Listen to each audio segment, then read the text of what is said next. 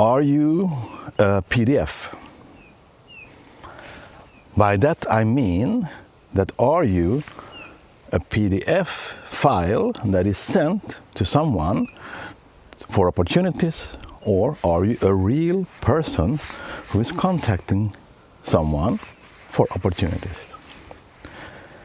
If you're active with participating at forums, workshops, or maybe presenting your own cases and other things which are related to activities, then people will know more about you when you contact them or you reach out or looking for opportunities like a job or next career step now or 2 years later or 4 years later, because your network is still there.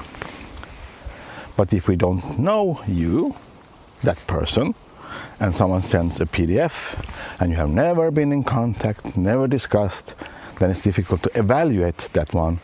And why should I choose a PDF when I know someone who's active and looking for opportunities, maybe occupied now by being a student or a PhD student or a postdoc or researcher or outside the research area?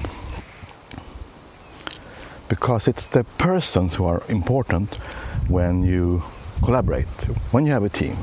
It's not the PDF.